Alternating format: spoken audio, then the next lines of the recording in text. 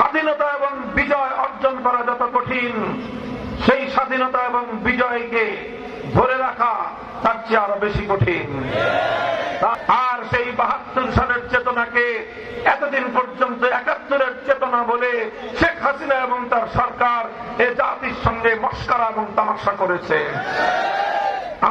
তারপর আমাদের এদেশের নবাব স্যার সলিমুল্লাহরা, এদেশের নবাব স্যার সলিমুল্লাহরা সহ শেরে বাংলায় ফজলুল হকরা সহ রবীন্দ্রনাথের সেই সাম্প্রদায়িকতার বিরুদ্ধে রুখে দাঁড়িয়েছিল। স্বাধীনতা এবং বিজয় অর্জন করা যত কঠিন, সেই স্বাধীনতা এবং বিজয়কে ধরে রাখা তার চেয়ে আরো বেশি কঠিন। তাই আজ শুধুমাত্র গণঅভ্যুত্থানের মাধ্যমে হাসিনাকে বিদায় ঘটিয়েই আমাদেরকে আত্মতৃপ্তিতে ভুগলে চলবে না, বরং আমাদেরকে এই বিজয় বাংলাদেশের জনগণের জন্য মহিমান্বিত করে গড়ে তুলতে হবে। মনে রাখতে হবে 1971 সালে বহু রক্তের বিনিময়ে, হাজারো মায়ের সন্তানের শাহাদাতের বিনিময়ে যেই স্বাধীনতা এদেশের দামাল ছেলেরা অর্জন করেছিল, স্বাধীনতার যে লাল সূর্যকে ছিনিয়ে এনেছিল, সেই স্বাধীনতা অর্জন হওয়ার ৭১-এর 16ই ডিসেম্বরের কয়েক মাসের মাথায় বাংলাদেশের বিরুদ্ধবাদী একটি শক্তি এই স্বাধীনতার অর্জনকে ছিনতাই করে নিয়েছিল। এদেশের মানুষের ইচ্ছা, অভিপ্রায়, এদেশের মুসলিম জাতিসত্তার হাজার বছরের ঐতিহ্যকে ম্লান করে দিয়ে বাংলাদেশের ম্যাক্সিমাম মানুষের চিন্তা এবং চেতনার বিরুদ্ধে, এদেশের মানুষের অভিপ্রায়ের বিরুদ্ধে ভিনদেশী একটি রাষ্ট্রের মূলনীতিকে কেন্দ্র করে বাংলাদেশের জনগণের উপর একতরফা সংবিধান চাপিয়ে দেওয়া হয়েছিল। আর সেই ৭১-এর চেতনাকে জলাঞ্জলি দিয়ে, ৭১-এর মুক্তিযুদ্ধের চেতনাকে হত্যা করে ৭২-এর নামে বাংলাদেশে নতুন চেতনা তৈরি করার চেষ্টা করা হয়েছিল। আর সেই ৭২ সালের চেতনাকে এতদিন পর্যন্ত ৭১-এর চেতনা বলে শেখ হাসিনা এবং তার সরকার এ জাতির সঙ্গে মস্করা এবং তামাশা করেছে। আমরা আজকে পরিষ্কার ভাষায় বলতে চাই, আমার এই সোনার বাংলাদেশ, এই ৫৫,০০০ বর্গ মাইলের বাংলাদেশ, এটা বহু ত্যাগ, বহু কোরবানির মাধ্যমে অর্জন করা হয়েছে। এই বাংলাদেশ তিনটি আধিপত্যবাদ বিরোধী শক্তির বিরুদ্ধে লড়াই করে সৃষ্টি হয়েছে। সেই সংগ্রামের ইতিহাস, সেই লড়াইয়ের ইতিহাস, আমাদের পূর্বসূরীদের সেই ত্যাগ এবং কোরবানির ইতিহাস ভুলে গেলে চলবে না। আমরা 200 বছর পর্যন্ত লড়াই করেছি ইংরেজ, ব্রিটিশ, বেনিয়া সাম্রাজ্যবাদী শক্তির বিরুদ্ধে। সে শক্তির বিরুদ্ধে লড়াই করেছে হাদী শরীয়তুল্লাহ, সে শক্তির বিরুদ্ধে লড়াই করেছে মীর নেসার আলী আল ফেদুমী রহমতুল্লাহ আলাইহি সহ এদেশের ম্যাক্সিমাম আলেম সমাজ। ইংরেজদের কাছ থেকে স্বাধীনতা অর্জন করা হয়েছে 1 সাগর রক্তের বিনিময়ে।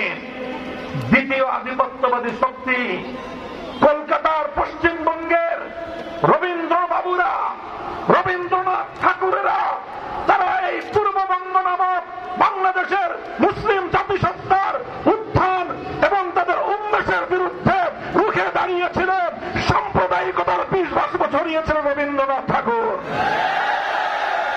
তারপর আমাদের এদেশের নবাব স্যার সলিমুল্লাহরা, এদেশের নবাব স্যার সলিমুল্লাহরা সহ শেরে বাংলায় ফজলুল হকরা সহ রবীন্দ্রনাথের সেই সাম্প্রদায়িকতার বিরুদ্ধে রুখে দাঁড়িয়েছিল।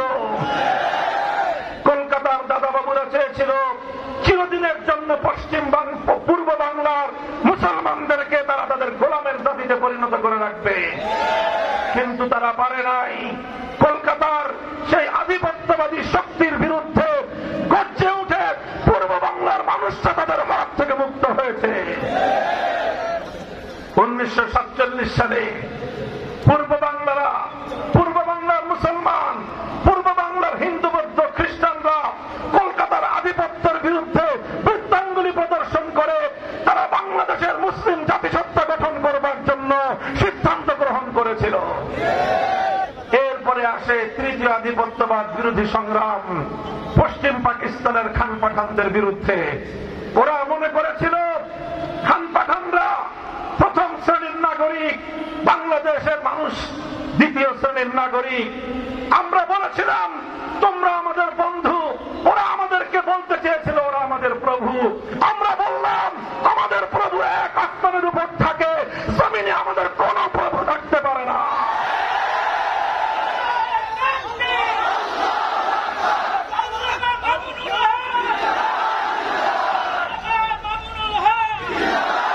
আমরা আজও পরিষ্কার ভাষায় বলি আমাদের প্রভু আরশের মালিক।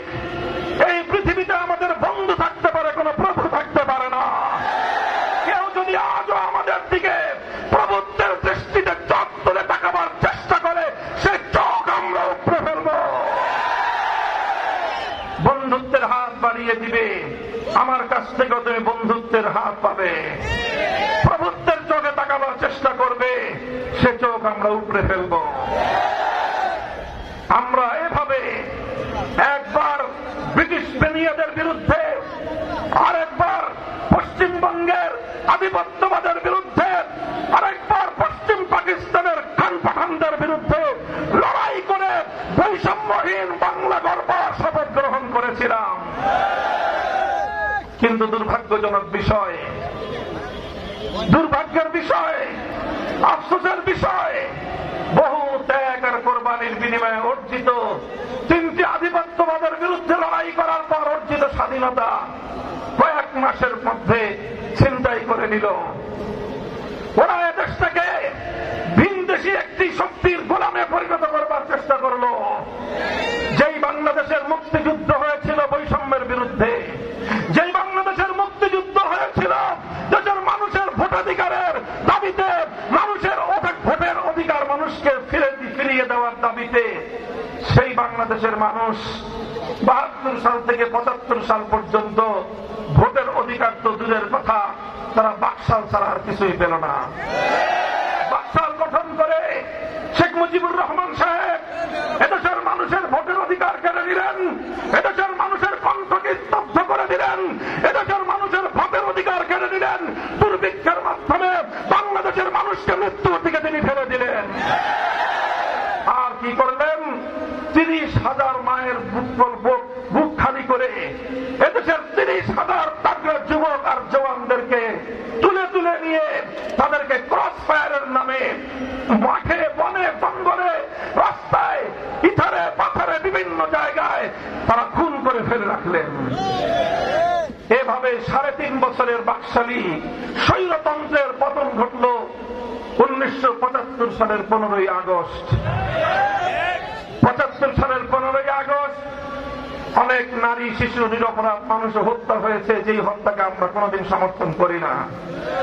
কিন্তু তাই বলে ৭৫ সালে যারা নিহত হয়েছে শুধু তাদের জন্য মায়া কান্না করবেন, আর তাদের হাতে যেই ৩০,০০০ মায়ের কোল খালি হলো তাদের জন্য কোনো সমবেদনা জানানো হবে না। এ বৈষম্য বাংলাদেশ বরদাস্ত করতে পারে না।